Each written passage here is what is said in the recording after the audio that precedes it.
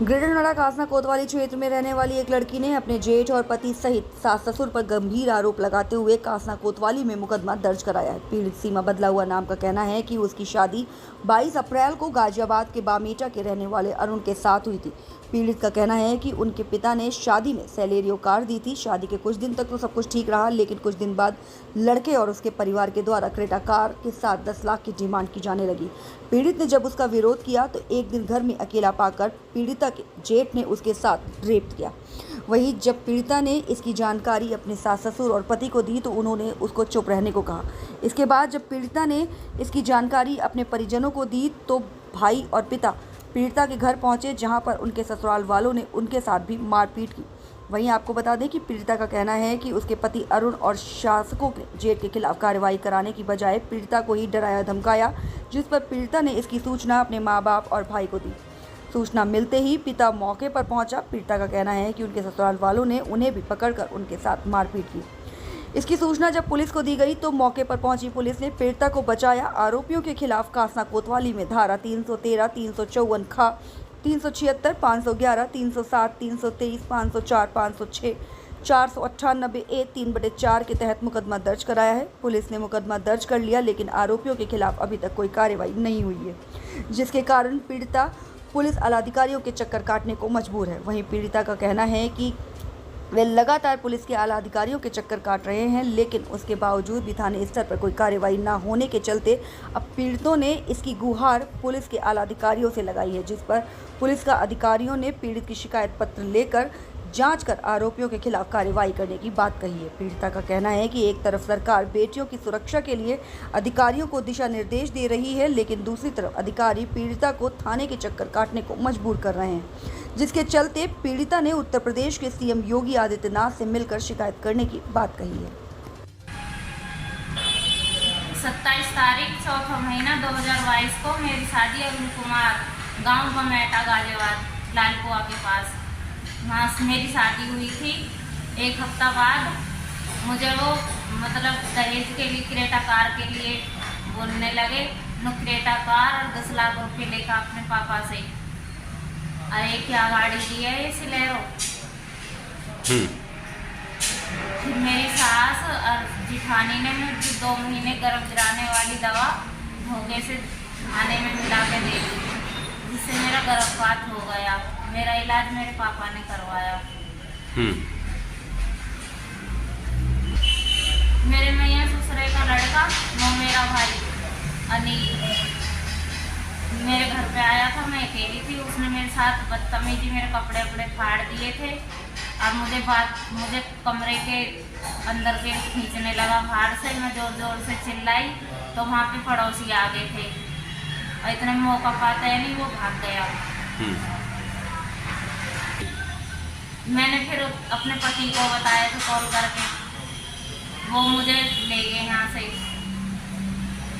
मेरे मायके से मुझे ससुराल के लिए ले गए थे। फिर मैं ससुराल में कुछ दिन बाद मैं बाथरूम में नहा रही थी। मेरे जेठ वीरेंद्र ने बाथरूम का पर्दा हटा के और मेरे साथ ज़बरदस्ती से बलात्कार करने लगा। मैं जोर जोर से चिल्लाई तो इतने में वो जी नहीं पकड़ सके, दूसरे वाले मकान में के लिए भाग गया था। बाथरूम में पर्दा ही है, गेट नहीं है। पर्दा लगा हुआ था, गेट नहीं है। पर्दे को हटा के फिर मैंने अपने पति को, अपनी सास को, सब लोगों को, अन्य लोगों को बताई थी। उन्होंने मेरी बात पे किसी ने विश्वास नहीं किया। मुझे गाली वाली सब तरह की देने लगे, तो झूठ बोल रही है। फिर मैंने अपने मम्मी पापा के पास फ़ोन करके अपने मम्मी पापा को बताई थी। पापा मेरे भैया और मेरे चाचा ताऊ अन्य लोग बहुत सारे वहाँ पे गए थे, उनके साथ भी फिर उन्होंने मारपीट करी थी। मेरे भैया के साथ भी, मेरे पापा के साथ भी, मेरे 2 लोग गए थे उनके साथ। पुलिस कुछ नहीं कह रही, गए कर लेंगे।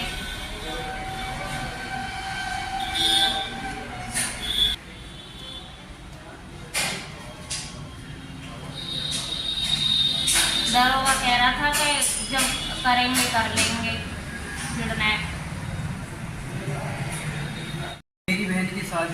पिछली साल अप्रैल में हुई थी। बमेटा गांव में हमने शादी करी थी। अरुण नाम का लड़का है जिसके साथ हमने शादी करी थी। शादी खूब हमने अच्छी तरीके से ठीक ठाक से करी, काफ़ी पैसा लगाया हमने शादी में। शादी अच्छे से हो गई। शादी होने के बाद कुछ दिन दीदी ठीक रही हमारी। दीदी ठीक रहे होने के बाद उन्होंने परेशान करना चालू कर दिया।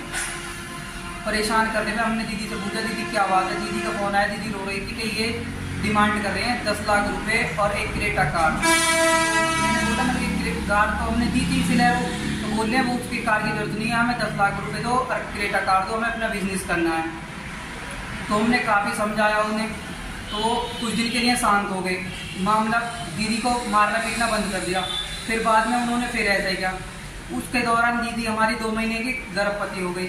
गर्भवती होने के बाद उसकी जिठानी ने और उसकी सास ने उनको कोई ऐसी दवा खिला दी जिससे उनका बच्चा गिर गया। गिरने के बाद दीदी का फ़ोन आया कि मेरी तबीयत ख़राब है और ये यहाँ पे इलाज नहीं करा रहे हैं मेरा। तो दीदी को हम अपने वहाँ से लेके आए अपने घर लाने के बाद हमने बड़ी मुसीबत से उनका इलाज कराया। इलाज कराने के बाद जब वो दीदी ठीक हो गई तो उनका मामा का लड़का यहाँ पे हमारे घर आके हमारी दीदी के साथ बदतमीजी कर दी उसने। मतलब कपड़े वपड़े फाड़ दिए, दीदी से लिपट गया आके। और हम उस टाइम हमारी मम्मी का हाथ टूटा हुआ था, हम पट्टी कराने के लिए गए थे।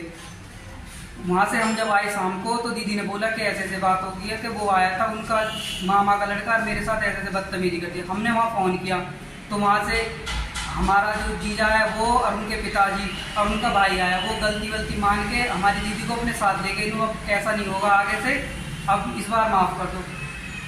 ले जाने के बाद 8-10 दिन बाद उन्होंने फिर मेरी दीदी के साथ ऐसे ही कर दिया। उसके जेठ ने, वो भी बाथरूम में नहा रही थी, उनके साथ वहीं पे लिपट गया उनका जेठ। फिर दीदी का फ़ोन आया वहाँ से, तो हम यहाँ से गए। यहाँ से जाने के बाद हमने समझाया कि तुम ऐसा कर क्यों रहे हो, तो उन्होंने हम पे भी मारपीट चालू कर दी।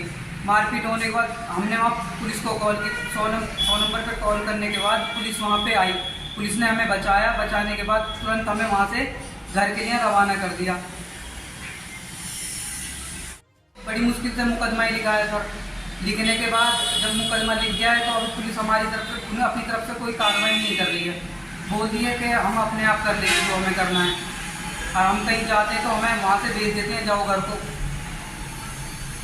अब मुकदमे में तो हम 3 महीने से कंटिन्यू घूम रहे हैं, धक्के खा रहे हैं हर थाने के, हर चौकी के, लेकिन कोई सुनवाई नहीं हो रही है। वो कह रहे हैं कि हाँ हम जांच कर रहे हैं, बस अभी तक जांच ही नहीं है। हम 3 महीने से परेशान घूम रहे हैं।